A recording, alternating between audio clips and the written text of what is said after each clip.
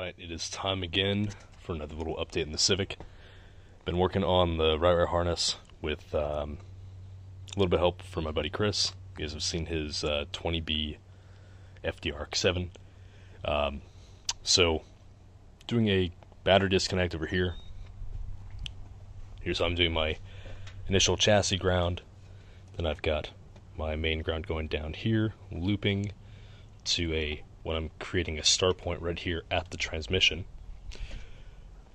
This is where the bulk of the grounding should happen for this car. So we've got another chassis ground going here, which would normally be like transmission to chassis.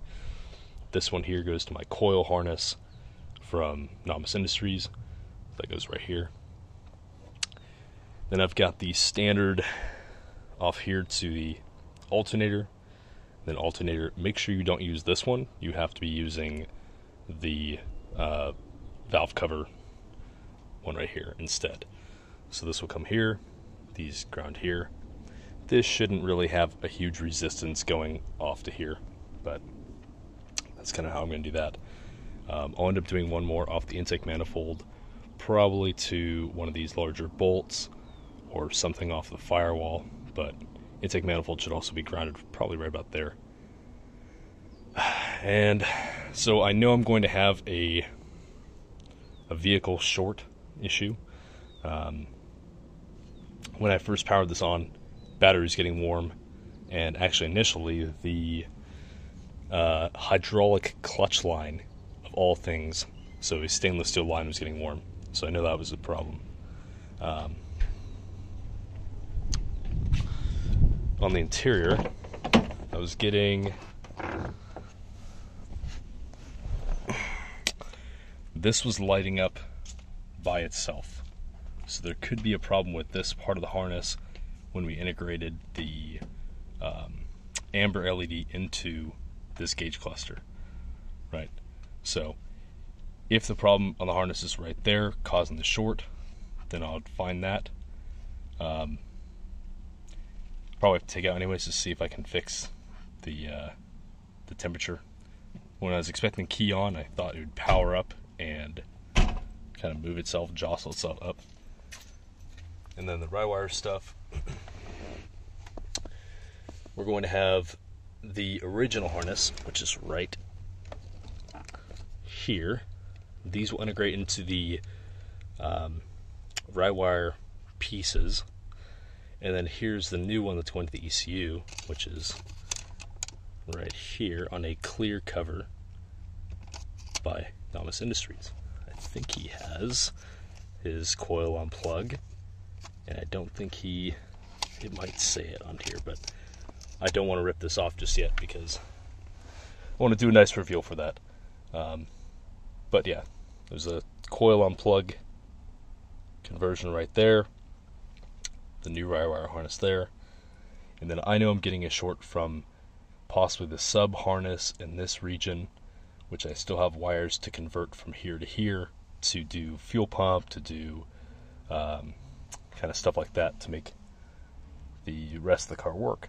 So I'm just taking it real slow here. I want to diagnose this and not catch my beautiful car on fire. Especially after all this work. So, huge thank you to Nomis Industries, Simon. This thing actually smells really good. I'm surprised. So, he's pretty much who converted this car. We took the soul of the Integra, grafted it into this one, and we have a brand new engine, brand new transmission, new wire harness, and I've just kind of gone through and made it mine, right? Once this thing is running, one of the first priorities is going to be speakers, reupholstery of the FC seats that are very comfortable for the chassis. I've got full black interior. In the back here, I guess I'll show you guys, there is a water meth kit, and I will be using that on any motor.